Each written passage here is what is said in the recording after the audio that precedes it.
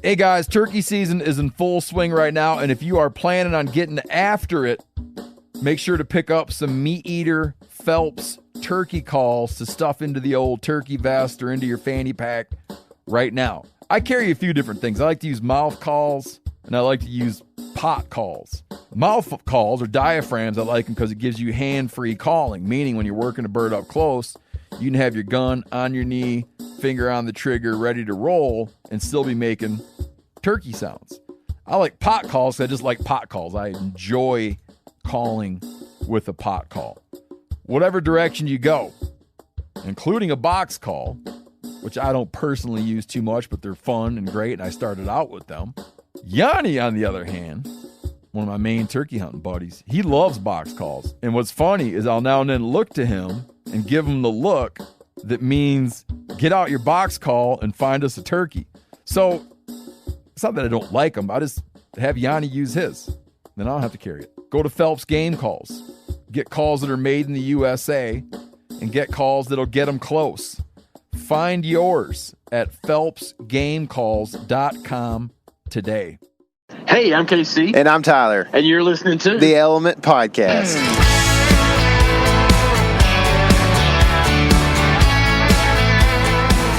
What's going on, my woods people? It's a beautiful day in Kansas right now for me, but I am headed back to Texas. KC, we are remote again. It's been a couple of weeks, but we were remote, and now we're remote again. So remote without instruction, right? Isn't that what's going on right now? Pretty much. It's a beautiful day in Texas too, man. Cold front day, you know.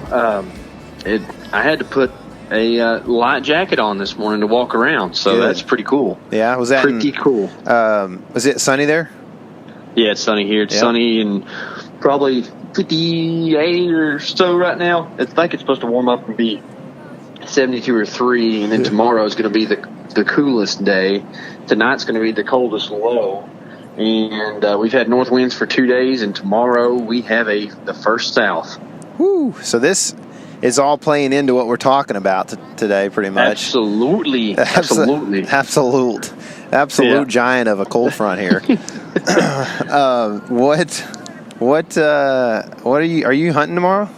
That's my plan, sir. My plan is to hunt all day, not sit all day, but hunt all day. It's going to be a great day for Texas. It's a little bit early in the month, especially for where we live. But still, cool temperatures means deer are going to move around. I have heard the pulse of the woods from other people that yesterday and today weren't as great a movement as what people hoped. And there's some contributing factors to that I think we can discuss here in a little bit.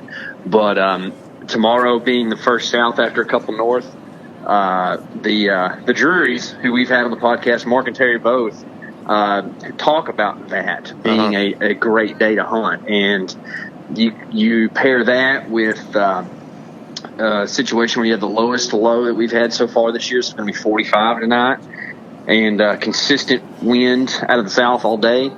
Like, that sounds like a good hunting day to me. Yeah, it does to me too, man. So I've been hunting the last couple days, and I could probably kind of resound the same sentiment of I have not seen probably as much good movement as I would like to have seen, even though it is middle of October. But good cold front, very similar weather pattern here to what's going on at home. And saw 5 does last night, and I knew it was going to be right at dark movement.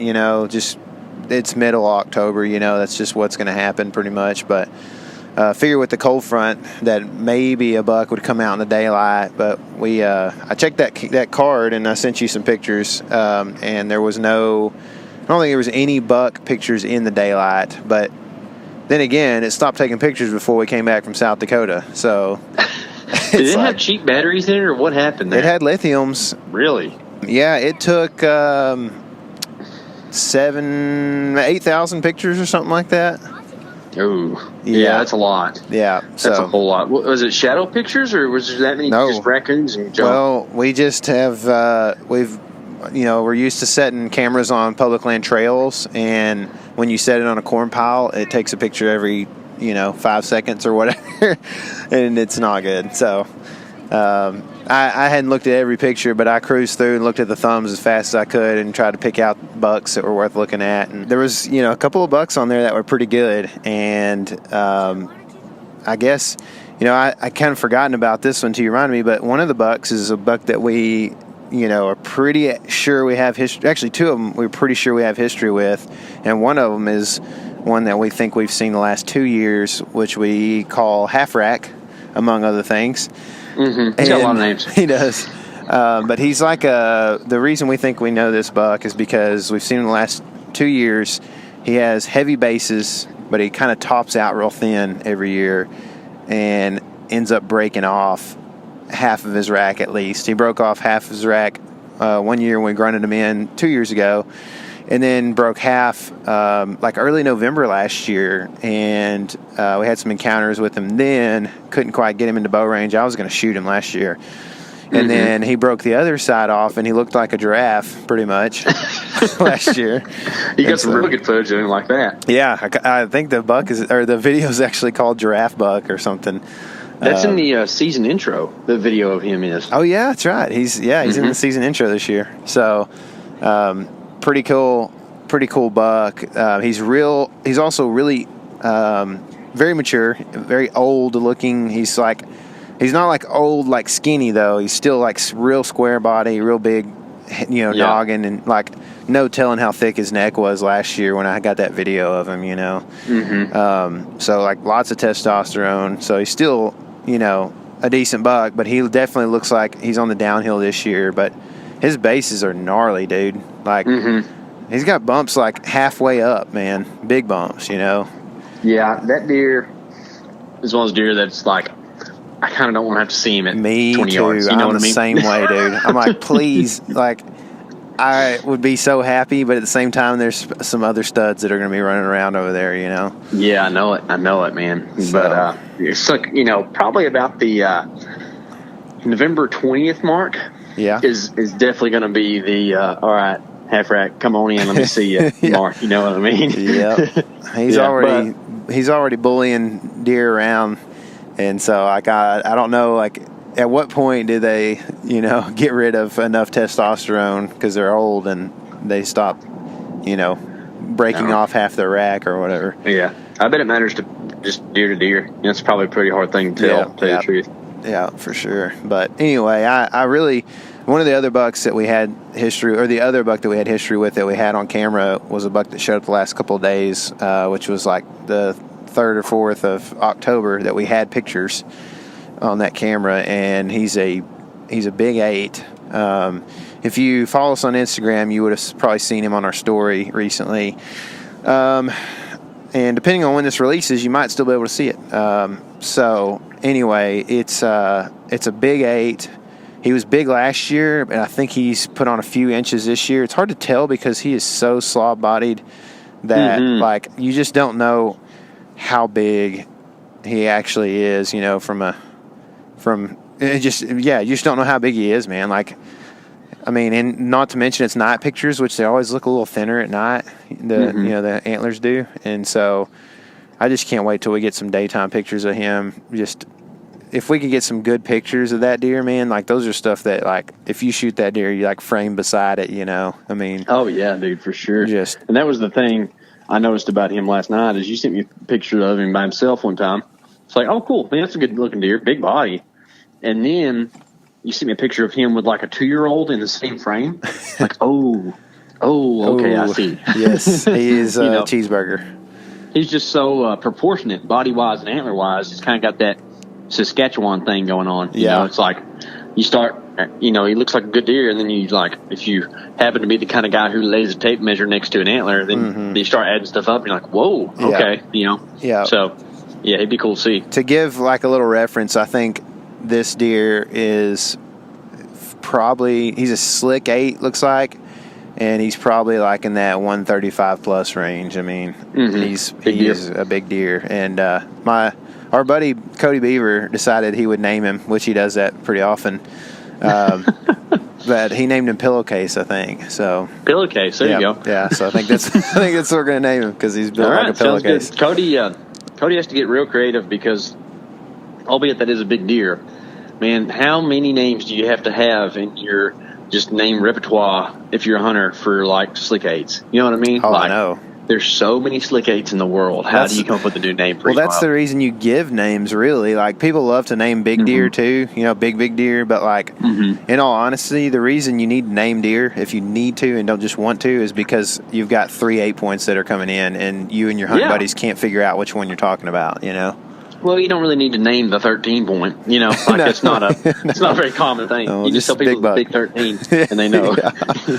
Yeah. So, I don't know. That's I guess we can, see if that one sticks. And a good nickname also typically comes without having to have too much like, hey, we're going to name it this one, or whatever. Like a lot of times the best nicknames come just naturally, so.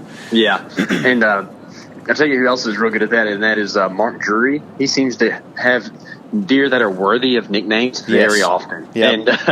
And we looked this up a while ago, and I think we've had Mark and Terry both on the podcast around this time of year in the past. Episode 86 and episode 136. 87 and 136. 87. Yep. Sorry, you listen to 86 too while you're there. But I have a weird I have a weird ability to remember episodes that I've edited. You do, man. Yeah. You really do. It's crazy. I'd be like, that guy we had on, like, oh, yeah, episode 130. Yeah. What? It's, but, it's weird. So we've talked to Mark and Terry both. Mark about October deer specifically, which he has an infamous deer named Bucktober that he killed on an October cold front. And he tells us that whole story. It's really cool in that episode. And then we talked to Terry about just pre-rut stuff and more general stuff about the pre-rut. And you and I kind of were talking, we're like, well, man, this is something that maybe we should speak to, not from a level of expertise, but more of a level of experience, and the fact that we've hunted that time of year, which is specifically what we're doing right now, trying to capitalize on these October cold fronts, but in a much more common man way, where we're not hunting 200s, we're hunting 120s at best, a lot of times, and trying to make it happen. So you actually that's why you made the flying trip to Kansas, right? Yeah, man. I was struggling the day day before we left. I was struggling with what I should do because, I didn't have any bucks at my house on camera. Ended up the day that we left, I came over to your house, and that night after I had kind of made the decision, I had a buck get on my camera at my house or whatever, and he's just a decent 8. Probably have to come up with a nickname for him at some point because he's a decent 8. But anyway, Date. Can we call him Date? Date sounds good. I think we tried to call one of those bucks Nate at one point over the place that I hunted in Kansas. Yep. I've had a Tate before, the Tight 8. Yeah, Tate. nice 8 was Nate. Yeah, Date. We're gonna have a lot of 8s. But yeah, so I was trying to decide because we had talked about hunting Illinois this year, and I thought, man, there's a 20-degree cold front coming into Illinois in our area up north, and it's gonna be maybe good. So I call up our friend Mr. Hofer, and I said, there's a good cold front coming in. What should I do? And he said, well, the last 2 days my cameras have been lighting up quite a bit more, but it has been slow. And so he had hunted actually the afternoon and the morning before I talked to him, and he was like, man, this these 2 hunts have been increasingly good, but it's still like a last minute and early morning movement for the most part. And so he's like, I would wait a week if you can, or if you're, and so I looked at the weather report, and of course it's just like consistent weather for the next 10 days after the cold front. So I'm like, I don't know what to do, but I ended up coming up to Kansas because my wife and kids are basically in a quarantine situation because the whole school is it's closed down, and so because they didn't have enough staff with all the quarantines that they had going on, and so still living this crazy quarantine dream that is going on. But it actually was pretty cool because they got to go up to Kansas with me, and we hung out for a while, and got to hunt with me yesterday, which a lot of guys like to put their their son that's 1 year old in some camo overalls and take them hunting, and it's like, I can see that, but like, I mean, we've kind of just tried to let it happen kind of naturally, and we actually did a hanging hunt for our first hunt together. So all right. It was very natural. That's pretty much 95% of what you and I do. So we actually got in the saddles because I felt like that saddle was going to fit him the best, and I also forgot one of the tree stands. So, and you needed to take some saddle selfies together, right? That's right. You have to do that. Very important. Yeah. So we ended up hanging like, I knew it wasn't going to hang too high, but about 7 foot up were our platforms, and so it was a pretty low hang, but we didn't want to stretch the limits trying to climb into a tree and all this stuff, and and where I hunted, and those trees are definitely small, and you get higher than that. I could have probably got up to about 9 or 10 foot and still been pretty good. But especially once it gets later in the season, the higher you are in those trees, the less cover you've got. So we had pretty good leaf cover, and we had does walking underneath us, man. So we saw 5 big old does, big Midwestern does. So it was big fun. Toads. And then this morning I didn't see any deer, and this kind of brings a point of hunting in October that I was thinking about. I had several things on my mind this morning, if you couldn't tell, but obviously it wasn't deer because there was no deer to be looking at. And that's another thing about early season, in October and that kind of thing is like, one of the differences is that like it's kind of hard a lot of times, especially when you're hanging hunt and you haven't been there. Like you're getting into a tree and you've got a shot or two, and the rest of it is like you can't see. And so, man. People talk about like those all-day sits in November, and I can see for sure that midday section getting pretty boring. But, dude, you sit there for 3 or 4 hours in the evening in October, and you can't see nothing because there's leaves all around you, man. It gets pretty boring sometimes, Yeah, so, for sure, man. That's kind of where we were at the last couple of days is like, And the same, usually you can do some glassing because your hands aren't freezing, but you can't really, you can only glass a couple holes, and it's like, man, I just looked at that hole 10 seconds ago. Am I going to go back to it? In November you can see 360 a lot of times because the leaves are down, but then your hands are freezing, because you're glassing for 360 degrees. So there's definitely, some pros and cons to it, but I mean, well, I'm going to try to capitalize on the October cold front here in Texas tomorrow, and who knows, you might do it with me too. We actually haven't talked about this because I thought you were going to be gone a little bit longer, but so one of the really great things about going on a all-day type hunt in October, which I'm going to hunt publicly in, so it's a little bit different still, but we've got quite a few trail cameras out, and in October your morning and evening hunts are a little shorter. Yeah. Just because it's usually kind of warmer midday. You don't have as much movement. And as we push towards November, your midday movement increases and kind of peaks out to where there's a couple days in November where it's good to sit all day, if you have the right conditions. But right now, there's really no reason to be there at 11 a.m., Absolutely none, actually. So I'll tell you this, for me, there's no reason to be there at 8.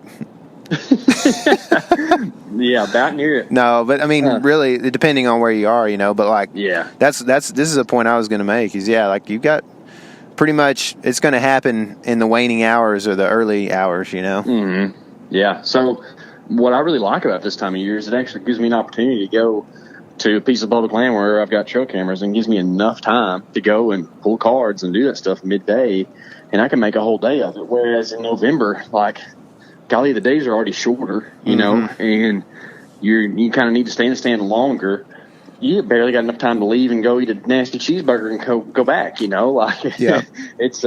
it makes it a lot tougher, so you can actually go get some stuff done. But my plan is to go in the morning, get somewhere early like you did this morning, get in there plenty of darkness, get set up close to some persimmons in a big, large, I wouldn't call it CRP, but just thicket with not a lot of big trees, but something I can see over a whole bunch with a good wind. and see if there's any deer hitting different persimmon trees. Now, something I noticed this morning out driving around on my property, or not driving, but it's on my four-wheeler. Most of my persimmons have already dropped, and really? I don't know. Yeah, like all the leaves are gone off my persimmon trees, and I don't know my big what one's happened. still holding. Yeah, my dad's were holding hard last night. I mean, the persimmons weren't even like all the way ripe, and all my persimmons, I saw 2 on the tree back there, and they were shriveled. So it's going to be quite a bit of variance in if they're persimmons on trees or not. So I have to see what that looks like in the morning. But what that does tell me is that it's definitely that time of year. Like it is the time to catch deer eating persimmons on public land, which is really one of the best food sources you're going to find, because acorns are starting to drop, and that's going to disperse deer. There's only persimmons in certain places, and man, deer love them. So I'm going to try to go in the morning, set up on that situation, and I'm shooting the first doe I get a chance to. Is this TR? That's probably going to be Babylon. Okay. Yeah, I know what you're talking about. Yeah, not our standard Babylon set. A little different spot. Yeah. And then check trail cameras and make adjustments from that evening. And then if I don't really have any other reason, I'll probably go hunt the TR pinch and try to shoot a deer going to acorns in the evening. And it's a good idea. Same situation. Try to capitalize on the consistent south winds and deer hitting the feeding pattern. Those shoe-marked acorns will start falling before post oaks will, and I'll probably try to set up pretty close to that one big shoe-mark tree that's in that big patch, and like same situation, shoot the first doe, get a chance to. It's kind of what I'd like to do. We kind of need some meat. You shared some of your South Dakota buck with me, which I very much appreciate, but I still don't worry. If you want more, I've already cooked it all. So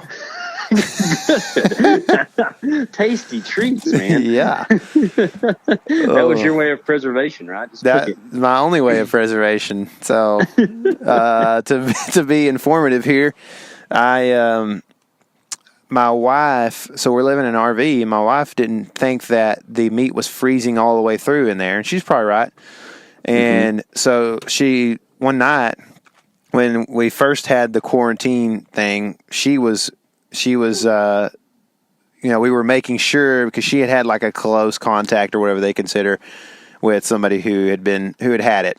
And so we were making sure like we didn't give it to our kids or whatever. So me and the kids went to my parents' place, and she stayed in the RV. So one night we're leaving the RV, we've been hanging out there all day, just doing stuff or whatever, just not getting close to her. Locked her in her little room. And then we're going to my parents' place, and she's like, "Hey, grab that meat out of the freezer and put it over there in the deep freeze." And I was like, "Okay, I guess." And so I grab all the meat, put it in my ice chest in the back, take off. The next day, I wake up, and I'm like, "Oh, my goodness, I forgot to put all that meat in the freezer." And, of course, it's October in Texas, so that means it's like 95, that day. Yeah. And stuff was thawed and cool enough to be good, I think, but not cool enough, like not even like refrigerator cool at all, So yeah, I was pretty much went into salvage mode, where I just I grabbed a bag of ice, put it in the thing with it, and then I just started like getting the crock pot and the instant pot going and the grill going all at the same time, and I literally have cooked all of my meat now, and it's frustrating because you don't get to do what you want. You cook it, I think. Really? I don't know. I mean, I don't know either. It's probably pretty tough, but yeah, I did the back strap, which I gave you a back strap, and I did my back strap and the tenderloins, and I don't even know if they're good. I mean, I got to the point where I was just like throwing salt on it and putting it on the grill, and it's like, I hope this tastes good. This was the day you were leaving for Kansas too, right? The day before was pretty much a full day of cooking, and I cooked the night before that as well. So yeah, I had like everything going, and I basically did barbacoa, and I did about a gallon Ziploc bag full of cubed like stew meat, I guess. Yeah. Just skillet cooked, and then which I usually like to do that and then use some of the juices from it in the stew, but I really didn't want to put a bunch of juice in there with the meat and try to freeze it, or whatever. Yeah, so yeah, exactly. It's just And, it was a disaster, really. You can't bring bones back now because of CWD, so no way to make broth. No. So that's fun. Yeah. So Yep. Here we are. I guess our broth is going to have to come from Texas deer only. Yeah. Well, at least they don't have CWD yet. Well, yeah, maybe they do. We just don't test them. It's kind of like COVID. Yeah, you're like, we got more positive cases. Like, well, it's because you're testing more people. Same thing as CWD. Yeah. It's like, y'all stop testing. Well, funny enough, we won't get too far down that rabbit hole, but personally, I'm more worried about CWD than I am COVID. So that's pretty much where I'm at on it right now. I am too, man. I am too. That's why we boned out a deer in South Dakota. Yep, that's right. Yep. So, But so the October thing, pretty much we are at that point where from here on, it's just going to ramp up and get better, right? Like the October lull, as they say, depending on where you're at in the country is more or less prominent. Where we're at, the whole month of October is pretty tough. Yeah. But you never know. Like we know a guy in Texas who shot like a 180 in October. Right? On persimmons. Persimmons. Yeah. So maybe that'll be believers in persimmons. And that's the thing right there is that at this time of year, it's going to be food sources are like the thing, and what's funny is that my activity at my corn pile here at my property has actually decreased in the last few days. So I really think that wind has come in and knocked acorns and persimmons down, and those deer, as much as they do like corn, they like the other stuff too. Yeah. So I think that's what's going on. So if you're going to be trying to target deer at food sources, it's not just about the corn if you're in a bait state, or it's not just about the acorns. You got to look at the whole picture and see what they're doing and what they're eating. Mm-hmm. Yep.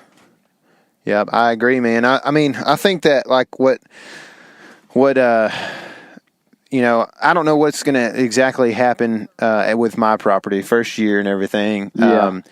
But the corn has been very effective for the does and that kind of thing still. So yeah, but I do think that we're going to see definitely increased movement overall if we continue to get some decent temps, and obviously are getting later and later in October. So pretty excited about that. I'm also really excited to because there's a chance you and I get to get a kill tomorrow and on some Texas pub. So that'd be sweet.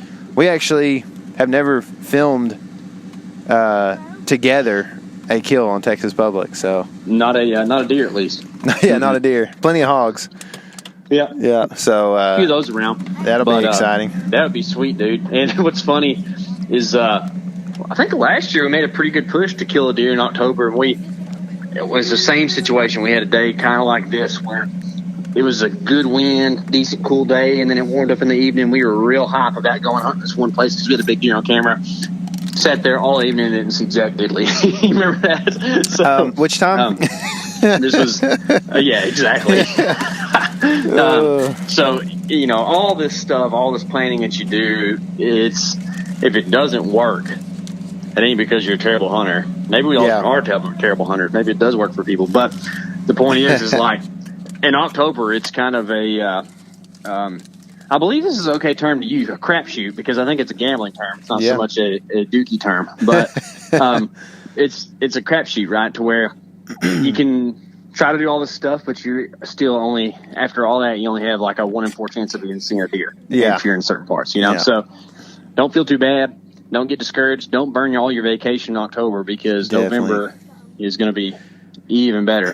Man. But, a lot of guys are like you and I are sometimes, and sometimes we have a little bit more time. But either way, if you're a public land hunter, or if you have it at least as far from home, you're not just trying to like hunt the best evening. You're trying to group a day or a couple days together, right? And that's kind of what we're going to do tomorrow. And sometimes you have to hunt even when it's not the best temperature or best wind for just your hunting area or whatever. So what do you think about like a situation where you're trying to maximize your potential and you need to go, you're somewhere, you need to hunt a morning or something, and you don't have a great wind for your perfect stand? Like, what's a good thing to do in that situation? Man, that's the beauty of public land hunting, I mean, like, There is beauty there? Okay, good. There is. Well, it depends on what state you're in. Yeah. I guess. So, like in Kansas the last couple of days, I basically had 3 hunts. And the first hunt, I didn't have a great wind I guess I did. No, I can't remember what I had, but I basically didn't feel like I had optimal settings for everything for some of the places that we've had. And so I looked at it like, well, I've got a chance to go look at some new public and do some searching and see if I can figure anything out there. And I ended up finding some stuff out from the truck. In open country we've talked about before, you can get out in the truck and figure some stuff out because you can see so far, and that's what I did. I found some couple shooter bucks and where the deer are moving on this particular property a little bit, and so pretty excited about that. But that's something you can do is, in more open country, you can do some driving, or you can go sit. On public, a lot of these chunks are going to be big chunks, and so there's somewhere you can, if you do a little map study, you can kind of come up with to hunt a different area, see something new, or just, you've got multiple options over the years from hunting it that you can hunt nearly any wind, So I think that's like, in like for my dad, for instance, he's not going to hunt public land apparently at this point, but like he sits out all the time because he can't hunt a north wind in Kansas from his stand. And so there's a lot of northeast winds. Dude, you talking about, it's like 50% of the days in November probably, and so bad wind for him. And so he sits out a lot. And I tried to get him yesterday. I was like, hey, I got an idea. Why don't you go sit over here or whatever and just see if you see any deer or whatever. And he didn't go do it. But that's the point, is like, even if you're a private guy, like you're hunting private all the time, you can still, make something if you got a day to hunt. And if you got a day to hunt, you can, sorry, my wife nearly took my bumper off. She coming out of a convenience store. But you can go to any public place around or whatever and just try something new, there are options. Yeah. I'll tell you one thing that I think is an interesting concept. You're more apt to do something like this than I am. I am the guy who feels like if I've got time, I'm better off sitting somewhere with a weapon in my hand. You'll take time off the glass and drive around and do stuff. It's real hard for me to do, but I've seen the benefit of it for sure. And I think that especially in October on public land, you're going to have archery hunters. On almost every state is just archery right now, unless you're talking about like a strictly mule deer western state, right? But one of the things you can do is take a Saturday in particular when I would say that there's double the hunters in the woods on every Saturday than there is any other day of the week. Yeah. That's just the day guys have to go do stuff. And you can, if you have a day where you don't have a great option, instead you can go and drive around, 7:30 a.m. to all the parking places and see every spot that a dude is hunting this year. And honestly, most of the time, guys on public land aren't jumping all over the WMA or, whatever it is, core land, whatever. They're usually kind of concentrating on an area. So from that little bit of intel, from 15 minutes, 20 minutes of driving, okay, there's a guy in this section here, there's a guy in this little area over here, and at least where the pressure is.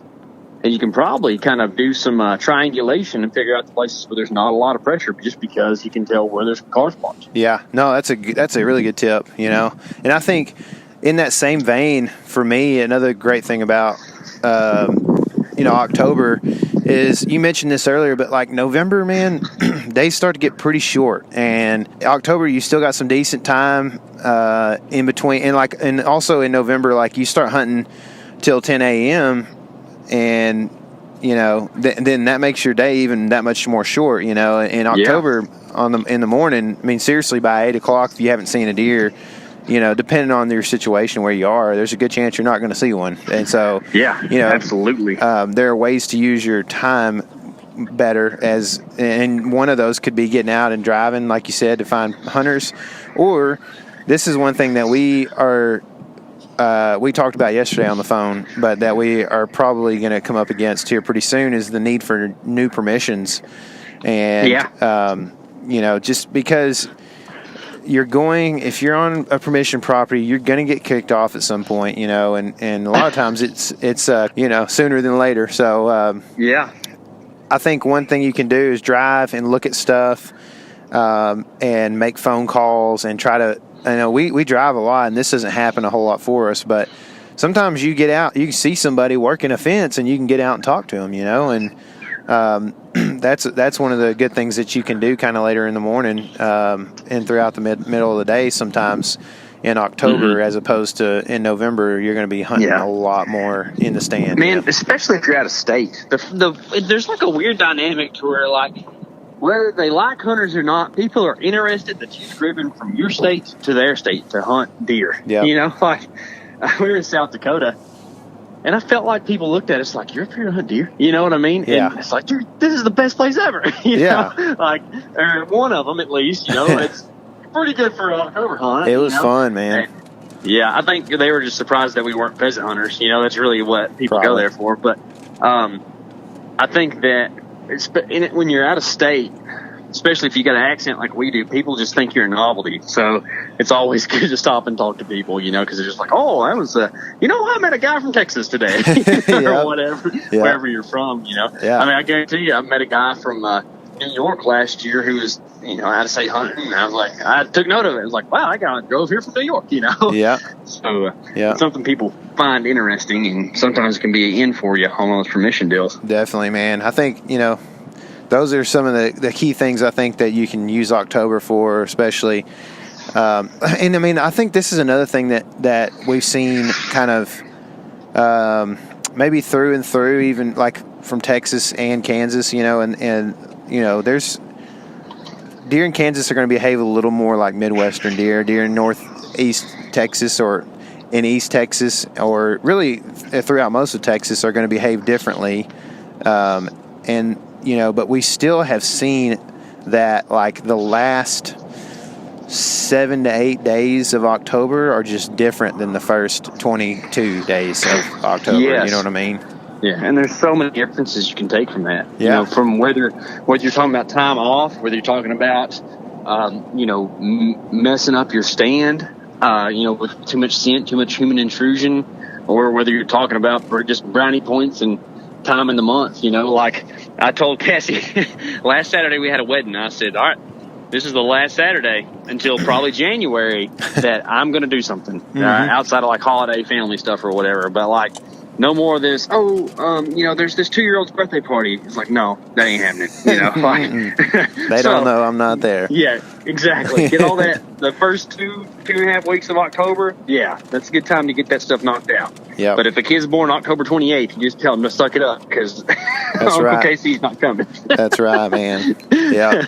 No, I definitely think, we've seen, just to give a little bit of hard evidence, I think it was the last 2 years maybe on Texas public stuff, we've seen the trail cameras light up on a cold front around the 23rd or 24th of October, where we've seen, like, that's, for those who have followed the story of Teenager, I mean, we've seen him show up before on that, October 24th cold front or whatever. So, basically you're looking at, like, if a cold front comes through in the last week or 8 days of the month, there's a good chance that something, pretty awesome happens. I mean, and another way to prove that in a different way is that, I think it was around October 10th or something, maybe 3 years ago, we had a massive cold front come through, and we had a perfect wind to hunt Babylon on a new stand location.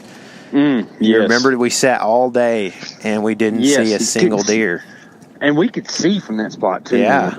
Like, it wasn't like I didn't see a single deer and there's trees everywhere. Like, we were kind of on the edge of a fallow field, and we should have seen deer, and we just didn't. And how crazy was our trail camera that summer there? You know what I mean? Yeah, man, it was nuts. There's bucks everywhere. It was like, this is buck central, and then all of a sudden, nada. No. So In fact, like October 10th is a day that a deer almost has to make me go hunt for me to go hunt October 10th in Texas. Yep. You know what I mean? Yeah. Like, it's just, I'm not like, it's deer season, let's go. But, I mean, today's October 16th. We got a cold breeze blowing out of the northeast here at my house. Kind of makes you start thinking, you know. But it just 5 or 6 days ago, I was like, yeah, probably not. Yeah, you know? I know, man. It's crazy how much the weeks and days matter right now, and that's something. We talk about this in a lot of different aspects, but I think a lot of people, even our great friend Bill Winkie, you know, once it gets past like November 10th, he's like sad, you know. Yeah.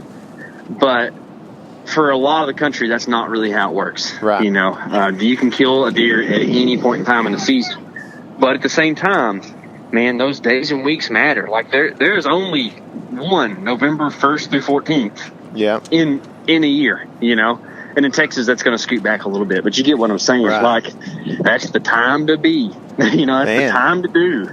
It's the truth, man. Like, you think about it, you know, especially like right now when you're talking about the days matter, like, you can see that when we went to South Dakota and then when we came back, like, my property looked different. I was like, there's less leaves on the property, even though, you know, it's still got a lot of leaves. There's less of them.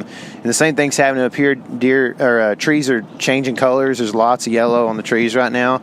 And so, I mean, every day the trees are getting more and more yellow. Every front that comes through pushes more leaves off the trees, which in turn creates some kind of new food source or some kind of new whatever it might be. Lack of cover. Yeah, deer have to shift. Yeah. Yeah, so there are things changing every day in October, man, and all the way through November. It's the same thing, like if any of you guys are bass fishermen, you know, you get to March and you get one of those weeks where, you know, it's kind of a warm front that comes through and you get like a couple of nights that are 55, 60 degrees. And it's like, man, you know, they're going to move up. And so, it's just because the season is changing and they're ready. They just need a little push over the edge, you know? Yeah. So. Yep. That's it, man. Well, Tyler, if you had to hunt October 17th on the first south after a couple norths, what's your plan, man? In Texas? Yeah. Man, that's a good question. With no truck camera data. Yeah, that's a good question. You know, if you're wanting to shoot a doe, and if I'm wanting to shoot a doe, I think what you've got is a pretty good plan. I think the morning is kind of, to me, it feels a little bit like one of those October punts that we've talked about, you know? Yep. Yeah, for sure. But the evening sounds really good.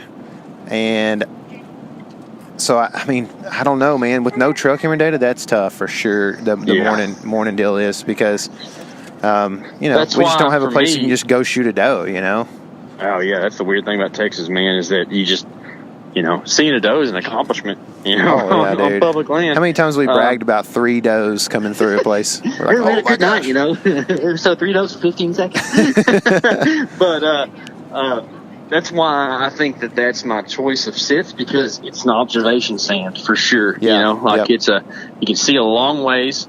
I have some renewed confidence in a grunt call from South Dakota. Yeah. Now I realize that's 680 miles or so from where we're going to be hunting. So you never know how that's going to go. But I ain't afraid to blow on one if there's a buck, 100 yards that I'd like to shoot. So, being able to see that far, being able to see different food sources from one tree is a nice thing. And then a spot, something we haven't discussed is bedding. And for good reason, because buck specific bedding is a pretty tough thing to do in Texas. Not just because it's hard to find it, but also because it's hot as all get out and mosquitoes are terrible and the snakes are everywhere. So, what's the use when you can concentrate on other things and put a lot of effort towards that? But all that to say this, that spot, I would imagine, has got deer bedding very in close proximity because of how much cover there is there. So thick, dude. So thick. Yeah, it's real thick. So if it's a spot where you can hunt bedding, that's the spot to do it. And it's far enough off the beaten path and far enough from where I do think there is some hunter pressure that there could be deer getting pushed to you as, the morning progresses or what have you. Yeah, so, that's a good point. I didn't think about that. That's a good point, man. Real good point. Because we have a pretty good idea where a lot of pressure is going to be on a Saturday out there in that general area, so. Usually about daylight, here comes some beboppers bebopping. Bebopping. Just gonna ride my bike in here with my headlamp there on. You go. What a great idea. Yeah. But what do you think about hunting bucks versus does in October? Do you think that you can set up on a place and be like, this is a buck spot in October? Or do you think that it's just kind of like you're trying to hunt deer? Not where we're going. I don't think you can. Yeah. I mean, that's the guys that are killing bucks that you see on Instagram right now are killing them because they've been patterning this deer for the last several weeks, probably. Yeah. I mean, they're getting good food. Yeah, you got some good food. You got a good food source. You got a deer that's coming to that food and is bedding close by. I mean, you can figure that out with a trail camera, and that's you hear all the dudes talk about. Oh, I'd rather hunt October. Those are the guys that have private land in Iowa, or whatever, and not necessarily just that. There's public land dudes that have figured it out too, in some of the Wisconsin or whatever. They figured out, it's basically still a heavy bed to feed pattern, and the deer are going to bed in a very specific location. So this is something that I feel pretty confident in doing. For the rest of us, where bucks especially don't bed in a specific location all the time, or the deer hunting for whatever reason is not the best in the world or top, notch or whatever.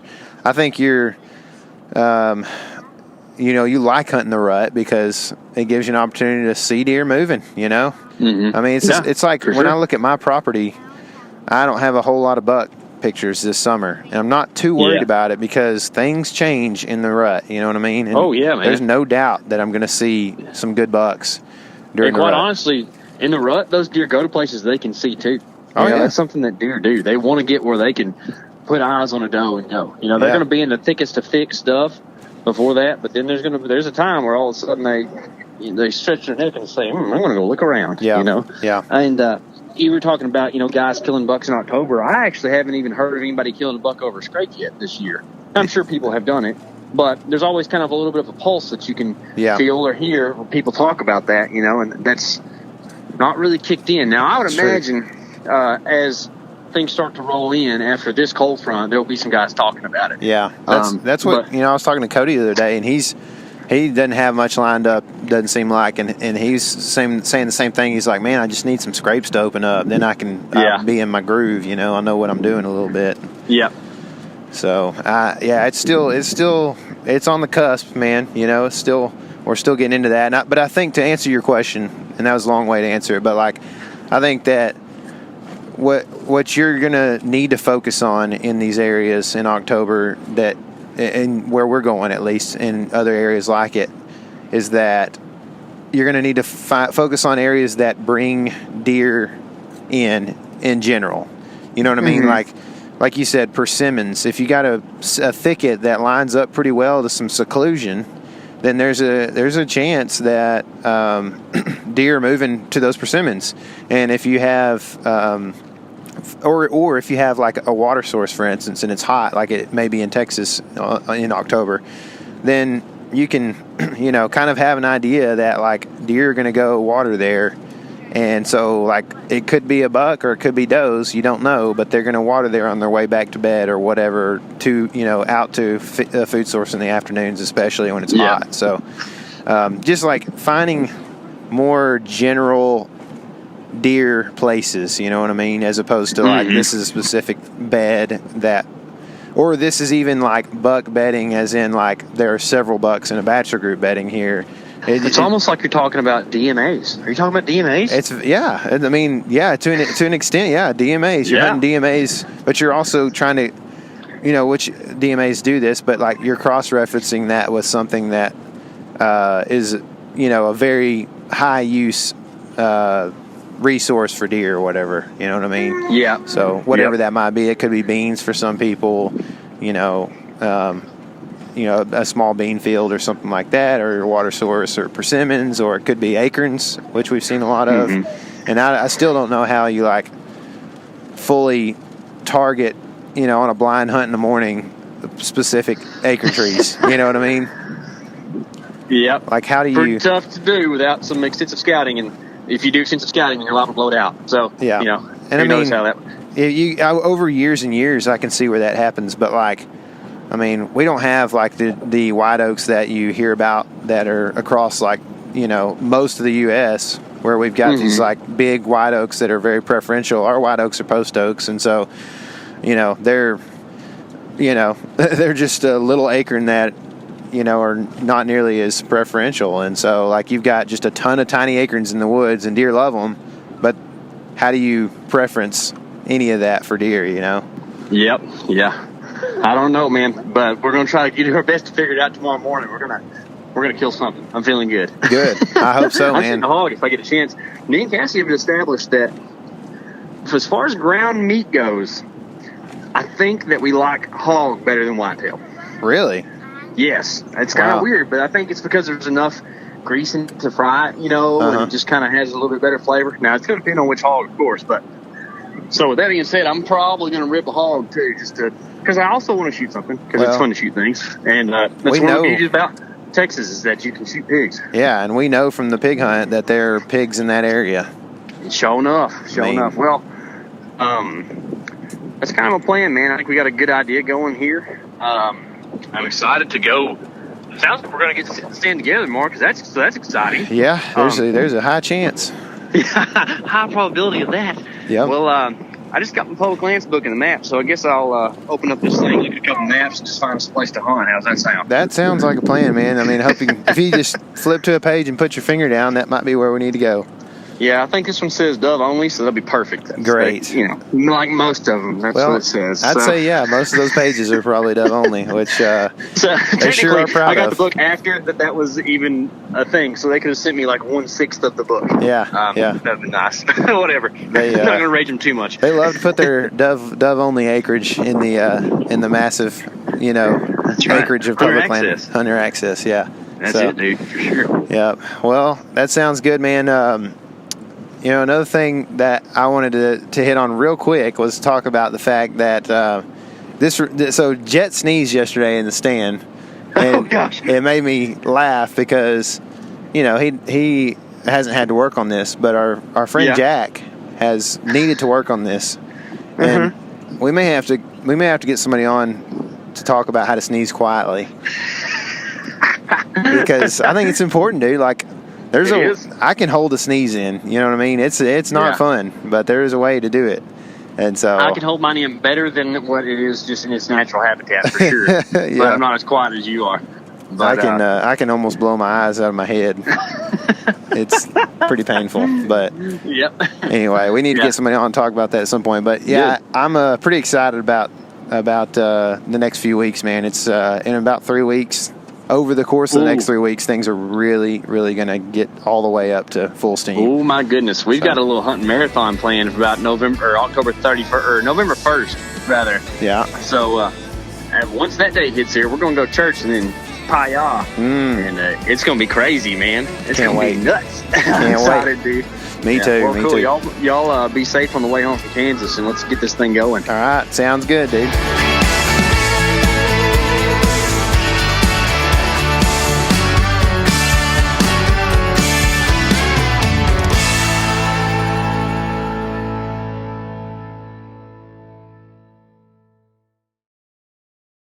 Hey guys, turkey season is in full swing right now, and if you are planning on getting after it, make sure to pick up some Meat Eater Phelps turkey calls to stuff into the old turkey vest or into your fanny pack right now. I carry a few different things. I like to use mouth calls, and I like to use pot calls. Mouth calls or diaphragms, I like them because it gives you hand-free calling, meaning when you're working a bird up close, you can have your gun on your knee, finger on the trigger, ready to roll, and still be making turkey sounds. I like pot calls. I just like pot calls. I enjoy calling with a pot call. Whatever direction you go, including a box call, which I don't personally use too much, but they're fun and great, and I started out with them. Yanni, on the other hand, one of my main turkey hunting buddies. He loves box calls. And what's funny is I'll now and then look to him and give him the look that means get out your box call and find us a turkey. So it's not that I don't like him. I just have Yanni use his. Then I don't have to carry it. Go to Phelps Game Calls. Get calls that are made in the USA and get calls that'll get them close. Find yours at phelpsgamecalls.com today.